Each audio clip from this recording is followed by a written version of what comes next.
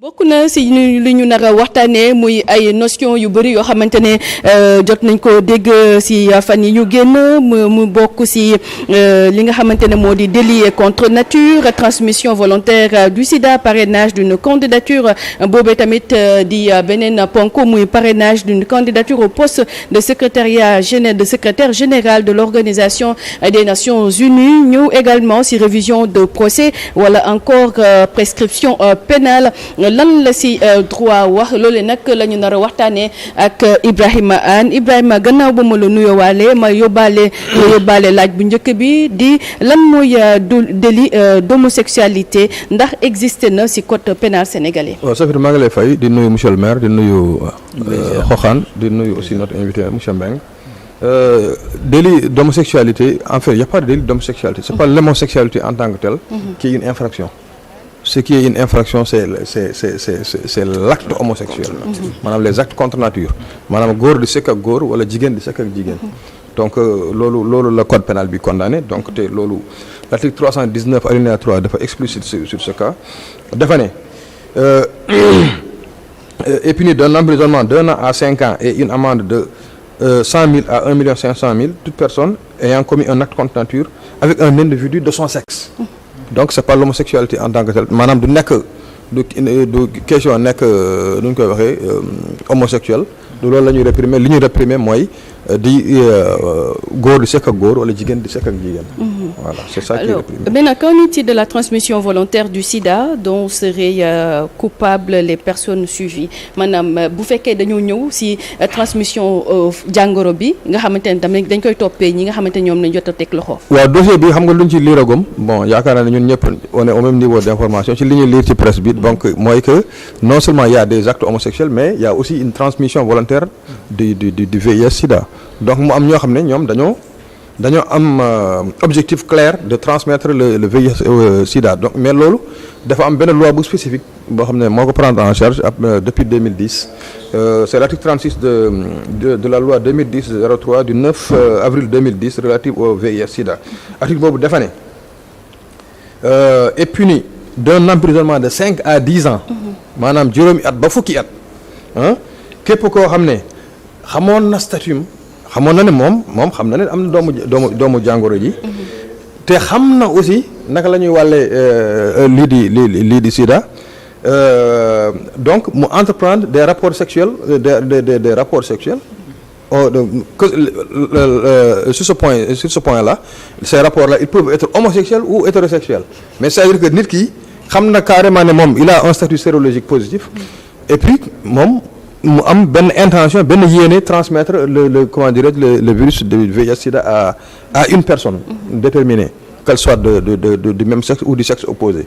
Donc foofu la loi de 2010 daf ko criminaliser et puis daf ko teg ay daan yu sévères allant de 5 à 10 ans ak amende yoo xam ne mën na élevé ba 2 millions ba 5 millions du moins. ñu dem nag addu si beneen ponk mooy que ni umpale woo leen ni ayu bés bi ñu génn bokk na si li ñu doon waxtaanee muy candidature Macky Sall doonoon fii njiitum réew mu nar a nag dagaan foofee na lees Organisation des Nations Unies loolu tamit dinañ ko waxtaanee ànd si ak Ibrahima Anne. Alors Ibrahima, naka la parrainage yooyu di candidature déclaration de candidature yooyu di demee wala tamit foofee sa poste secrétaire général bu Nations Unies ma fàttali rek que ni am na yenn droit de l'homme yoo xamante ne bëri na génn nañ pour wax ne Diomaye Faye bu mu jàppale ki nga xamante ne moo di Macky Sall.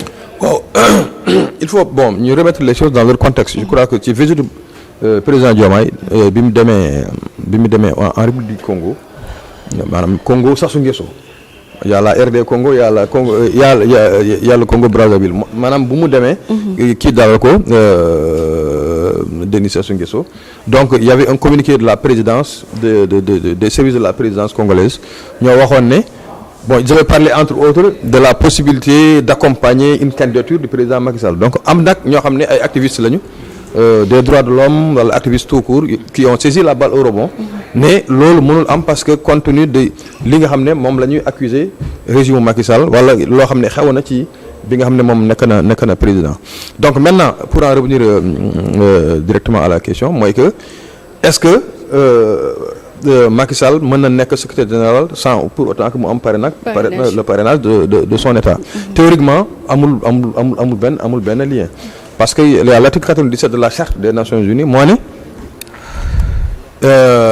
état wala ay état wala groupe état maanaam comme les groupes des pays africains Union africaine ñoom ñooy présenter candidature donc et la candidature elle est proposée par le Conseil de sécurité et validée par l'Assemblée générale des Nations Unies donc ba léegi ni tudduñu newuñu état national bi quoi newuñ ne sa état national moom moo koy présenter bon maintenant peut-être li gën a rafet en tout cas li gën a rafet mooy quelqu'un comme Macky Sall qui a eu à exercer les plus hautes fonctions dans ce pays que bu demee bay nekk secrétaire général de l'ONU que mu am vraiment l'onction de son état boo xam ne dirigé na ko pendant 12 ans donc loolu je crois que mooy en tout cas li rafet. Comme Abdoulaye Wade avait fait avec Abdou Diouf. voilà mooy li rafet.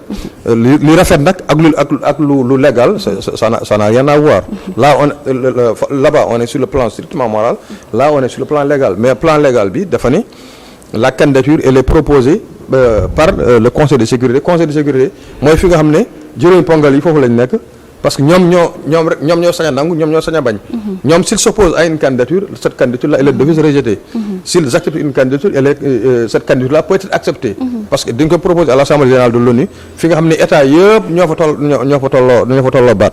maintenant secrétaire général ONU bi nga xam ne moom moo nar a jeexal mandaam ni Guterres sa candidature il faut préciser qu'elle a été présentée par son état.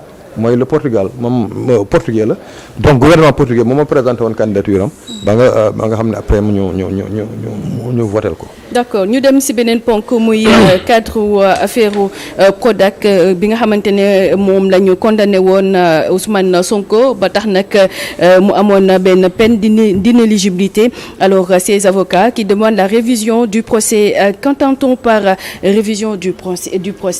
waaw révision du procès réviser un procès mooy ñëwaat ci procès bi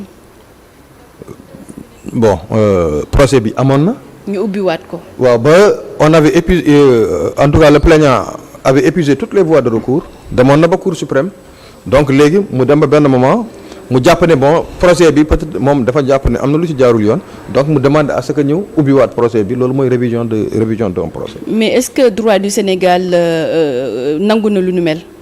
waaw effectivement le code de procédure pénale prévoir na ko de réviser mais dafa teg ay conditions strictes donc et puis ñu xam ne aussi c'est pas un troisième degré de juridiction. parce qu'il y a le principe double degré de juridiction mais révision de procès c'est pas un autre degré de juridiction c'est juste que procès bi dañ koy defaat comme si mosul am.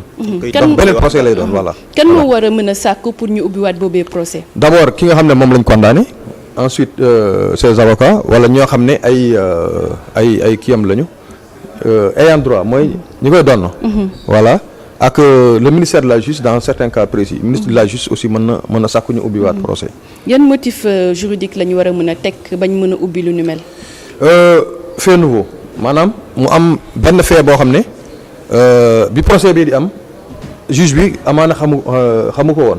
wala teguñ ko woon ci table am. est-ce que lu mel mën nañ ko wax ci dossier Ousmane Sonko. voilà donc loolu juge bi justement moo ci répondre. parce que ñoom su ma déggee les avocats ils ont dit que le rapport n'était pas disponible au moment du procès. donc léegi nag. c'est à la Cour suprême à la commission saisie de dire si oui ou non ce rapport-là bi nga xam ne ñoom nee nañu boobu bi ñuy def procès bi rapport boobu nekk ko fa woon est-ce que c'est un élément nouveau qui est constitutif d'une réouverture de procès. donc juridiction compétente pour statuer c'est la Cour suprême. waaw c'est la Cour suprême. d'accord ñu dem ci beneen laaj bi muy la révision suspend-elle automatiquement la condamnation. non la révision ne suspend pas la condamnation. D'accord. Exécution bi c'est-à-dire on continue à exécuter la condamnation jusqu'à ce qu'il y ait un nouveau procès boo xam ne dafay indi une nouvelle condamnation boobaa nag condamnation bële mën nañ ko gàntal. alors dans tous les cas une réouverture n'est possible que si l'affaire ne sont pas prescrits justement qu'est-ce que la prescription en droit pénal sénégalais lan mooy prescription en droit pénal sénégalais mooy ñu toog benn diir diggante bi mbir mi xewee ba mu am benn diir boo xam ne foofu lañ ko war a foofu nga ko war a porter devant la justice wala mu neen. beneen bi am na beneen prescription mooy prescription de la peine maanaam nit ki bu ñu ko condamné aussi dafa am diir boo xam ne moom nga war a def des diligences nécessaires pour que ñu exécuter peine bi. maintenant bu toogee diir boobu bu diir boobu jeexee app boobu bu jeexee day mel ne loolu. mooy différents types yi voilà c'est ça. d'accord ñu ñëw ci détail prescription de l'action publique au Sénégal. les délais de prescription. Voilà, donc pour l'action publique donc c'est pour foofu les crimes c'est 10 ans li nga xam ne moom mooy des délits c'est 3 ans mais sauf maintenant pour li nga xam ne mooy détournement de deniers publics foofu 7 ans la. maintenant bu dee contravention maanaam ay risque sur la voie publique ay yenn violation yi du code de la route maanaam brûler un feu rouge wala affaire yooyu c'est 1 an.